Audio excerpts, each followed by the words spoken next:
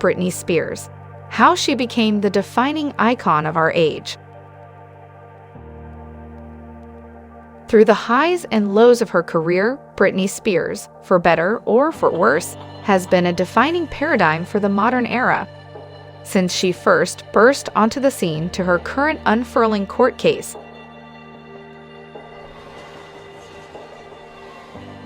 she has in some shape or form always embodied the zeitgeist of our times. Along the way, she has enamored a legion of fans and occupied as many column inches as anyone.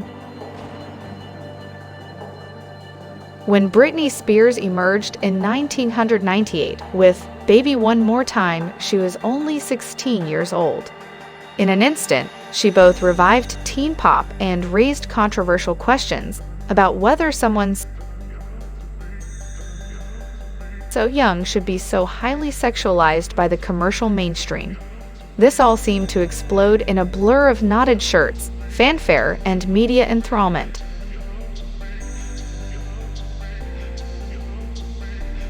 In truth, everything about it had been bubbling away in the welter for some time.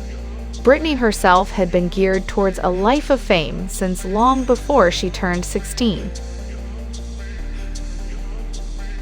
When she was 8 years old, she traveled with her mother Lynn to Atlanta, Georgia to audition for the Mickey Mouse Club, and so began her long march to a commercial peak. Her juvenile rise to stardom was also mimicked by the evolving storm of MTV. This entwinement of paths is symbolized by the fact that if you think of Britney, the first thing that springs to mind is most likely the iconic video. Music in this era was a multimedia affair. As someone who had attended gymnastic training camps, dance schools, acting troupes, and singing classes, Britney was primed to exploit this age where image just about usurped music itself. And sadly, she was also primed to be exploited for commercial gain. As such, her schedule was far too frantic for a 16-year-old to have to endure. She was geared for maximum profit, and the story of her wildly successful debut is indicative of that.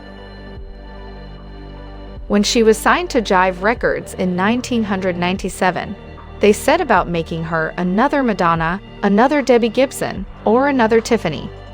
Shortly afterwards, Spears met with the Swedish pop music mastermind Max Martin at the behest of Jive, and soon after she traveled to Stockholm to begin making music with him. I had been in the studio for about 6 months listening and recording material, but I hadn't really heard a hit yet, Britney recalled in an interview with Billboard. When I started working with Max Martin in Sweden, he played the demo for Baby One More Time for me, and I knew from the start it was one of those songs you want to hear again and again. It just felt really right. I went into the studio and did my own thing with it, trying to give it a little more attitude than the demo. In 10 days, I never even saw Sweden. Indeed, the track was a catchy pop masterpiece, and coupled with the provocative video that attracted the eyes, as well as ears of millions, while the media fueled the fire, a reverse bonfire of the vanities was born. With the imitable knotted shirt, you had kids all over the world getting home from school and doing their best Britney impression in front of MTV. This was a craze the likes of which the world had never seen before. Hopefully, her recent success in court can bring some much-needed calm to a life that has been beleaguered by the grubby hands of commercialism that have pushed and pulled at the star since she was 14 years old, if not before. As a performer, she offered up a boom to millions who celebrated not only her music, but her resilience amid an unforgiving society, and as such, she became a true icon of our age like Marilyn Monroe before her. In an era where the notion of celebrity has almost outstripped conventional forms of social mobility and artistry, the buzzword for her life is undoubted fame.